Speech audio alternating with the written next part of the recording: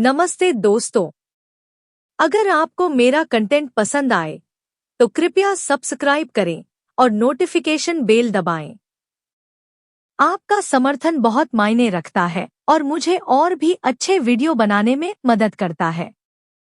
चलिए शुरू करते हैं। लेकिन उससे पहले अगर आप भी चाहते हैं कि लक्ष्मी माता का आशीर्वाद आप पर बना रहे तो इस वीडियो को एक लाइक करें और चैनल को सब्सक्राइब कर ले और कमेंट बॉक्स में जय लक्ष्मी माता जरूर लिखें। ऐसी मान्यता है कि जब किसी व्यक्ति की मृत्यु होती है तो उसकी आत्मा तुरंत लोक परिवर्तन नहीं करती है, बल्कि मृत्यु के बाद लगभग 13 दिनों तक वह अपने परिजनों के आसपास रहती है। इसके कारणों के बारे में गरुड़ पुराण में भी विस्तार से वर्णन मिलता है। आइए जानें कि क्या है इस बात की सच्चाई। किसी प्रियजन को खोना जीवन का सबसे बुरा अनुभव माना जाता है।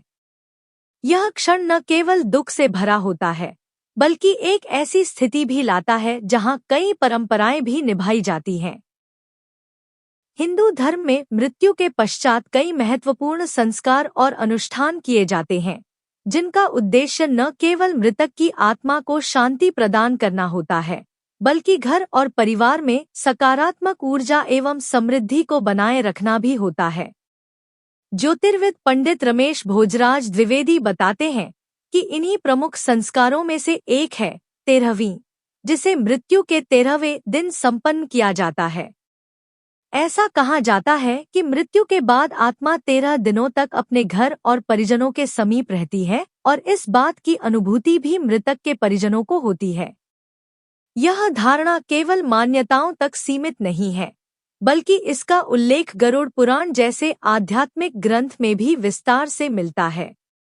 गरुड़ पुराण में आत्मा की मृत्यु के बाद की यात्रा, कर्मों के प्रभाव और 13 दिनों तक उसके भौतिक संसार से जुड़े रहने की बात स्पष्ट रूप से कही गई है। आइए इसके बारे में आपको यहाँ विस्तार से बताते हैं। गरुड़ पुराण के अनुसार जब किसी व्यक्ति की मृत्यु होती है तो उसकी आत्मा तुरंत ही मृत शरीर को छोड़ देती है। हालांकि आत्मा को पूर्ण मुक्ति प्राप्त करने में 13 दिनों का समय लगता है। ऐसा माना जाता है कि मृत्यु के बाद के 13 दिन आत्मा के लिए अत्यंत महत्वपूर्ण होते हैं। इस अवधि में आत्मा अपने परिवार और प्रियजनों के आसपास मौजूद रहती है, उन्हें अपनी उपस्थिति का अनुभव कराती है, उनके दुख और शोक को देखती है और अपने कर्मों के प्रभाव को महसूस करती है। यही नहीं, कई बार मृतक की आत्मा अपनी उपस्थिति दिखाकर अपनी किसी अपूर्ण इच्छा को पूरा करने की बात भी करती है। मृतक की आत्मा 13 दिनों तक घर पर ही क्यों मौजूद रहती है? गरुड़ पुराण में कहा गया है कि आत्मा मृत्यु के तुरंत बाद भ्रमित होती है और यह समझने में असमर्थ रहती है कि उसने शरीर त्याग दिया है।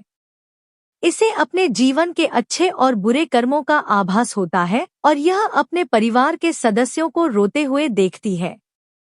इसी वजह से शास्त्रों में मृत्यु के बाद 13 दिनों तक विशेष कर्मकांड और शांति पाठ करने का विधान बताया गया है, जिससे मृतक की आत्मा को शांति और मार्गदर्शन मिल सके।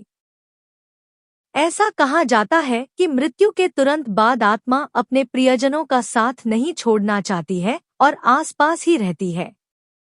इसी कारण से आत्मा की मुक्ति के लिए कई अनुष्ठान किए जाते हैं और इन अनुष्ठानों से आत्मा को अपने घर से विदा किया जाता है, जिससे वो परलोक में स्थान प्राप्त कर से और संसार की मोह माया से दूर जा सके। आत्मा की मुक्ति के लिए 13 दिनों तक क्यों किए जाते हैं कर्मकांड? गरुड़ पुराण के अनुसार 13 दिनों तक किए जाने वाले कर्मकांड का उद्देश्य आत्मा को उसके अगले जीवन की यात्रा के लिए तैयार करना होता है। इस दौरान पिंडदान, तर्पण और अन्य धार्मिक अनुष्ठान किए जाते हैं और मृतक की आत्मा की शांति के लिए कई उपाय भी किए जाते हैं। यह सभी कर्मकांड मृतक की आत्मा को अगले लोक की ओर बढ़ने में सहायता करती है। ऐसा माना जाता है कि इन कर्मकांडों के माध्यम से आत्मा को उसकी गलतियों का प्रायश्चित करने और मोक्ष की ओर बढ़ने का अवसर मिलता है। यही नहीं, 13 दिनों तक किए गए सभी कर्मकांड आत्मा की मुक्ति का मार्ग खोजते हैं। 13वीं किसी मृतक की आत्मा को अंतिम विदा देने का दिन होता है। किसी प्रियजन की मृत्यु के बाद 13वें दिन किया जाने वाला यह पवित्र अनुष्ठान दिवंगत लोगों को उनके पूर्वजों और भगवान के साथ फिर से मिलाने की हमारी इच्छा को दर्शाता है। 13वें दिन के समारोह का उद्देश्य और महत्व एक मार्गदर्शक प्रकाश के रूप में चमकता है। ये अनुष्ठान सूक्ष्म शरीर को सांसारिक लगाव से परे और आध्यात्मिक नियति की ओर बढ़ाने की शक्ति प्रदान करता है।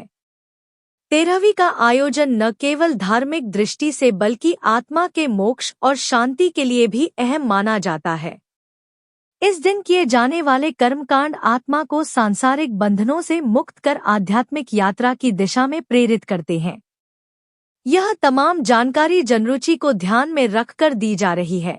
ज्योतिष और धर्म के उपाय और सलाहों को अपनी आस्था और विश्वास पर आजमाएं। वीडियो का उद्देश्य मात्र आपको बेहतर सलाह देना है। इस संदर्भ में हम किसी प्रकार का कोई दावा नहीं करते हैं।